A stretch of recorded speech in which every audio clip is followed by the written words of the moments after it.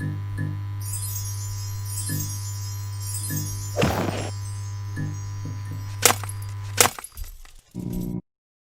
sir, I want some more.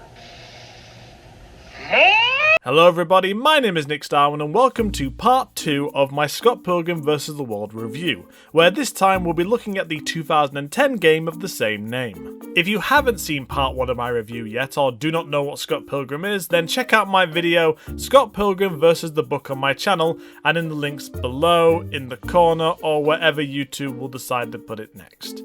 I won't be really going over that again in this video because we're going to be looking at the game specifically, so I shall wait until you get back.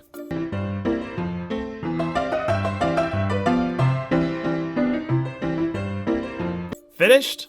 Gotten yourself a drink and had a break before this one? No? Well, too bad. Let's continue.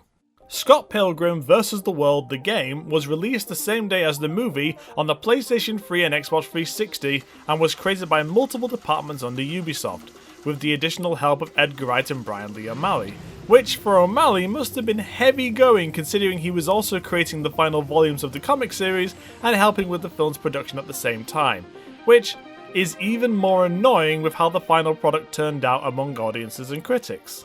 The game was first announced back in July 2009 but didn't see any gameplay until at least June 2010 when the trailer was released, but it was still unfinished until its final release date in August of the same year. From what I can gather, it was a very rushed development process, with most of the essential work being put into development a mere 6 months before the release date, especially with how it was being passed back and forth from Montreal to Chengdu during its production.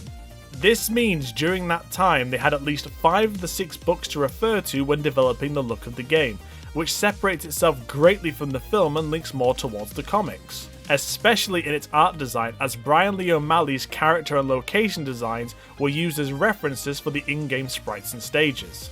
Comparing this to the film would just follow the same rhythm as before, and would be kinda pointless as this is more in tune with the comics. But even then, the final battle with Gideon is very different for the same reasons as the film, which was because Volume 6 had not been released. So all 3 products have their own ideas on the final battle, which make them all unique pieces, and if you're a hardcore fan of either of the genres, you can have your preferred end. Although you have to go through a gauntlet of enemies to get to the X's, which is what the games are supposed to be like, the actual theme of the boss battles is pretty true to the comics and are accurate in the characters' moves, the settings, and, aside from Gideon again, the way they are defeated, even going down to little things like Roxy exploding into animals similar to the end of the Sonic battles. So it's pretty faithful in its retelling of the story, but I feel film fans would have just been confused playing it if they hadn't read the comics, which is a downside also, making it a very niche game. But what is the game like? Well, it is your nostalgia callback game, which was before they were very mainstream and being shoved down your throats. So it's your old school side-scrolling beat-em-up in similar styles to Streets of Rage and Final Fight. It is beautifully presented using a bouncy cartoon style, utilising the classic 32-bit sprite work of old, giving it a very unique style that separates it from the majority of movie games, which, as we know from history, always turn out badly barring a few exceptions. So choosing to use this style rather than the half-assed approach like most movie games was very ambitious and in my view set the bar on what to expect on these products, which sadly not many companies follow even to this day. The game follows the same story as the comics but in a high-octane insane manner of literally fighting the world, as you work your way through the different stages of the comics, kicking the hell out of anything, and I mean anything, in order to complete the level and face the evil X of that themed stage. You play as a selection of characters from the series such as Scott, Ramona, Kim and Stephen Stills, with later additions in DLC with Knives Chow and Wallace Wells, added with Nega Scott, who is an unlockable. The character selection screen itself is a definite homage to games like Super Mario 2, with the added ability of playing of up to 4 people, first locally and then later online before it was discontinued on the marketplace. It's great when you get more people together as it spawns more enemies on screen, which is a fun challenge, but sadly from my experience with the game, the Xbox 360 version tended to freeze a lot when too many enemies were on screen, which can be problematic towards the end of the game. So it's wise to play solo first before bringing others in. The lag isn't as bad on single player, even though there are still elements of it after the Todd stage. For my first playthrough, I played as Scott because my flatmate who I was playing with was using Ramona, and I didn't have enough hatred for society yet to play as Kim, nor a lack of personality for Steven Stills, which is why he is the most overpowered being at the max level of the footage shown here. Which I'll admit makes the boss battles a lot easier, excluding Knives' dad and Gideon, who are way overpowered, especially when you can't get near them and you have the reaction time of a sloth to some of their attacks. Each character comes with their own special abilities which unlock every time you level up through the RPG element of the game, including amazing synchronized attacks using all 4 players, which is similar to the special attacks used in Streets of Rage. Next to special abilities, you can get access to a range of weapons during the game, which can include basic items such as snowballs, more useful items like baseball bats, and intense ones like the Power of Love Sword and laser swords. Or, if you feel daring, you can actually use enemies against themselves as meat shields, and if that doesn't work, just use your own body, it seems to work just as well. The game's stage selection is set out with a basic map world, which are divided into sub-stages that both have to be completed together to continue the game, allowing you to later backtrack to play either the whole stage or just the boss battle stage, with each level having its unique shop similar to River City Ransom, where you can buy special abilities with the money you collect from enemies. The different stages include fighting through a snowy Toronto to the pit to fight Patel, running through different film sets to get to Lucas, diving into mosh pits and taking on Envy Adams to get to Todd, leading to going against ninjas and chubby anime girls to slice up Roxy, before following into a battle of giant robots and diving into Katinagi Twins pit, leading you to making Peter angry after beating up a lot of animals and facing zombies to nega Scott, before concluding by chasing Gideon through multiple stages, both in the real world and the subspace realm, before finally ending the game, with each stage having their own unique ending cutscene where Kim and Stills have to watch awkwardly while Scott and Ramona get busy every time. Although the bosses have their different abilities, you don't exactly have to approach them differently and just comes down to simply mashing the buttons to continuously stun them and kick their teeth in.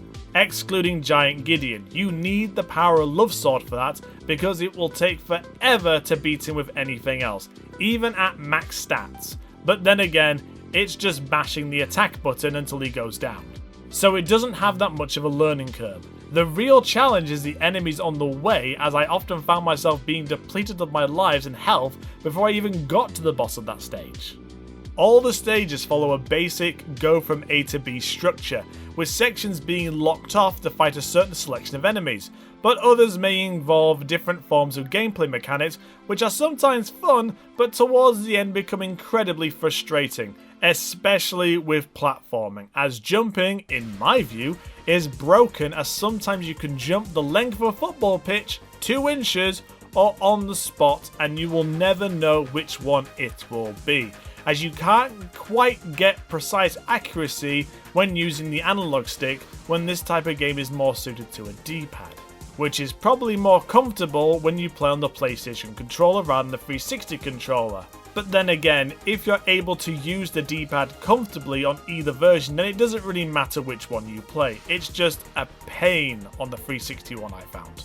Speaking of controls, sometimes you can tell that they didn't have a lot of time to tweak with certain features, as button delays can be horrible, especially when turning round. There is just a small enough delay to make it annoying, where you could knock an enemy away and in that brief window opportunity to turn, someone could just run up behind you and knock you out and you lose a life. I found it was easier to jump in the direction you're facing to gain some more distance, but even then you can't turn while in mid-air, so if you want to do a flying kick against someone behind you, you are just out of luck unless you time it properly. However, the one thing that works perfectly well to me are the actual combat controls. They're very instant, great use of combos, and you can do a continuous rapid fire attacks against enemies, which is great when you're actually facing them, including the stages where you have a crowd, which if you hit it just right and take no damage, you can unlock a temporary super mode which can deal a damaging combo attack. It's just a shame they don't last long enough for the boss battles, because on my first playthrough it would have been a massive help. Of course, the one thing everyone remembers about this game is the original soundtrack, which is an amazing assortment of chiptune music by the band Anamanaguchi, which despite the game being unavailable except on the emulator market, you're still able to buy and listen to the soundtrack on places like Spotify. I can't begin to describe how amazing this soundtrack is. It works on so many levels outside of just the game. It's got an amazing beat, it's a combination of contemporary and nostalgic club music, harking back to the tracks of old with Streets of Rage, and it really enhances the experience within the game, with each stage having its very own identity because of the rhythm that sets the pace for each level.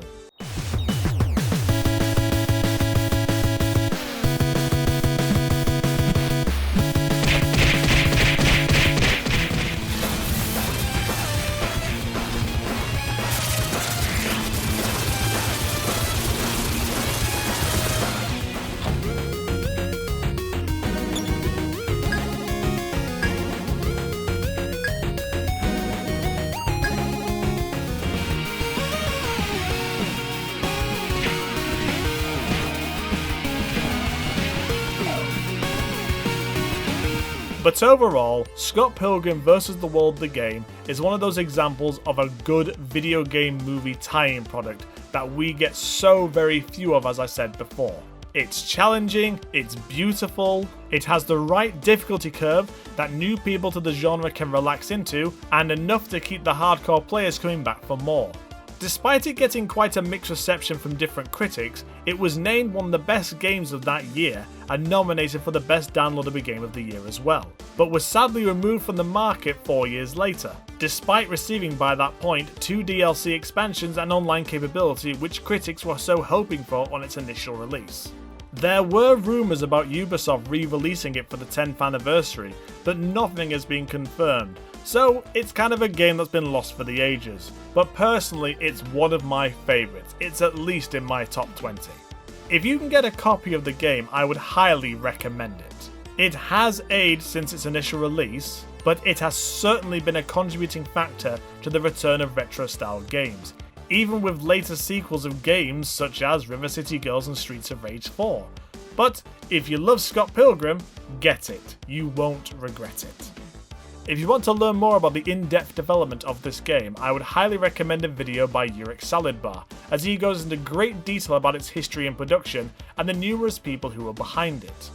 But aside from that, that was my review on Scott Pilgrim vs. the World vs. the game. I hope you've enjoyed this, and be sure to check out my previous videos such as the Scott Pilgrim vs. the comic. And remember to always like, share, subscribe, stick it on a badger, attach it to a brick, and all those other things you do to get people checking out my content. And also remember, if you can, spare some change, Governor, by donating in the links below. But until then, I have been Nick Starwind, you have been my audience, and I shall see you next time.